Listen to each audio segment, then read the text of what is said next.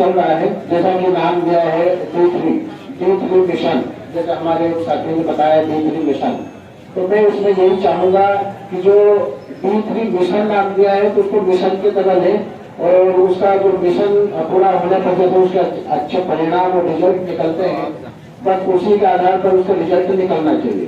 तभी आप लोगों को जो इतना इकट्ठे हुए हैं और वक्ताओं की बात सुन रहे हैं और जो वक्ता बता रहे हैं वो जो उनका उद्देश्य है वो तभी पूरा होगा जब आप इस चीज का अनुसरण करेंगे और इनके जो दुष्परिणामों को दूर करेंगे। आज मुझे इस मंच से बोलने का एक अवसर दिया है जो इस डी3 के संबंध में जैसा कि हमने थाने का एक बैनर लगाया है और इसी आपके मिशन से संबंधित ही हमारे सारे पॉइंट हैं और मैं जो कानून में प्रावधान दिया गया है मैं उन बिंदुओं पर भी आप लोगों के सामने एक बात रखना चाहता हूँ। परंतु आप सुप्रीम कोर्ट का एक ऐसा आदेश आ गया है कि आप करीब काफी समय से अगर नाबालिग बच्चा हो या बच्ची अगर वो जाता है कहीं चला जाता है तो उसमें सीधे अपराध कायम होता है और उसमें अपराध कायम होने के बाद उसका अनुसंधान होता है। तो मैं इसी शराब के इसको बताना चाहूंगा कि ज्यादातर जो शराब का नशा करते हैं नए यंग पीढ़ी इतनी नशा करती है कि जो जब तक उसका एक उम्र रहती है और जो अपने शरीर के सारे अंग है जो अच्छे हैं अच्छे काम कर रहे हैं जब तक तो वो ठीक है, परंतु जब वो आगे हो जाएगा नशे का और जहाँ उसके शरीर साथ नहीं देगा वो बिल्कुल पूरी तरह से कमजोर हो जाएगा। दूसरी चीज आज जो भी छोटे से छोटा अपराध या बड़े से बड़ा अपराध करता है तो वो कहीं ना कहीं मेरा ऐसा मानना है कि वो नशे का उपयोग करके ही अपराध को अंजाम देता है। दूसरी और अगर अपन इसी कड़ी में आगे बात करें, एक व्यक्ति का किसी व्यक्ति के साथ दुश्मनी है परंतु वो अपने साथी को शराब पिलाकर इतना अच्छे तरीके से उसको मोटिवेट करेगा गलत काम करने के लिए और वो उस शराब के नशे में और उसका सहयोग पूरा करेगा और बड़े से बड़ा गंभीर अपराध करेगा जिससे उसका कोई लेना देना नहीं है सामने वाले व्यक्ति से, परंतु वो उसका साथ देगा और बड़ी घटना में शामिल हो जाएगा। तो कहीं न कहीं शराब भी इस अपराध को बढ़ने और बढ़ाने के लिए दोषी है। तो ये शराब के माध्यम अगर ये शराब से पर दूर रहेंगे तो उसके और अच्छे परिणाम हो सकते हैं। सबसे पहले मैं आप सबको बधाई देता हूँ, शुभकामनाएं देता हूँ कि ये समाज सुधार का जो काम हम 19वीं 18वीं शताब्दी में पढ़ते थे कि कुछ एक दो लोग निकलते थे समाज सुधार के लिए कि हमारे समाज में सती प्रथा है, कई प्रकार की कुप्रथाएं थी समाज में। उन प्रथाओं का हम ऐसे ही धीरे धीरे से हम उनको छोड़ पाए हैं। मनुष्य ऐसा एक प्राणी है जिसकी आदत एक चीज होती है ना, आदत को छोड़ना बड़ा आसान काम नहीं होता है, लेकिन ये हमारा निर्णय होता है कि हम अगर ऐसे में मन में डिसाइड कर लें कि हमें ये काम नहीं करना है तो बिल्कुल नहीं करते। हमारे बीच में कई लोग ऐसे बैठे होंगे जो इसी समाज के हैं, आपके घर के हैं, वो दारू को हाथ भी नहीं लगाते। एक पर्टिकुलर पूरा का पूरा समाज ऐसा है जो दारू को हाथ नहीं लगाता है। कोई भी चीज बुरी नहीं है, हम मनुष्य हैं, हमारे अंदर सारी कमियां रहेंगे, भगवान नहीं है। बुरी है तो अति बुरी है, उस अति से हम अगर पीछे हट जाए। नितेश ने बहुत अच्छे तरीके से आपको समझाया कि इस अति का क्या परिणाम होता है। अति की दारू पीने से कर्जा भी होता है, हमारी जमीन गिरवी रखी जाती है।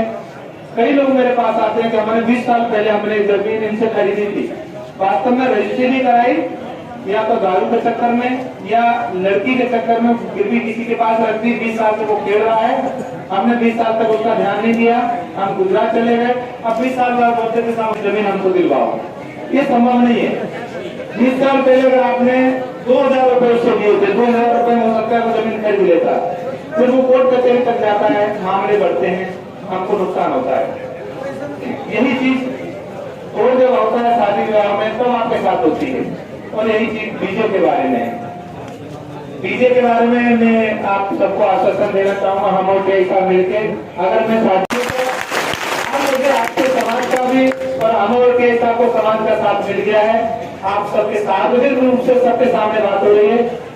डीजे एक भी प्रतिबंधित है, लेकिन ठीक है, समाज के लिए हम शासन काम करते हैं। ऐसा नहीं हमको हमारा राज चल रहा है, हम आपके लिए काम कर रहे हैं। एक डीजे आप सब मानने चल रहे हैं, कम आवाज बजाएंगे, हमें कोई आपत्ति नहीं रहेगी। दूसरा डीजे बजेगा, डीजे वाले का डीजे पे भी कार्रवाई होगी, दूल्हे पे भी कार्रवाई होगी, सब पे कार्रवाई होगी।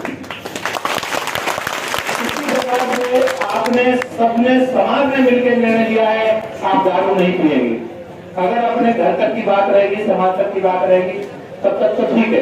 अगर दारू की बात बाहर आई तो फिर हमारे हाथ खुल जाएंगे, हम कार्रवाई करेंगे। तो ये डीजे, दारू, ये दोनों बातें कानूनन हो गई।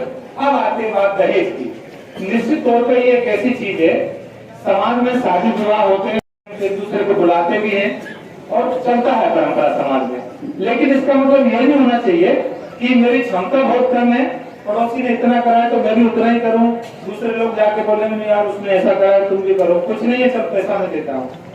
उसने पैसा तो तुम्हें दे दिया, अब तुमसे ब्याज कितना ले रहा है, ब्याज नहीं ले रहा है तो तुम्हारी चांदी रख लेगा, तुम्हारा खेत गिरवी रख लेगा।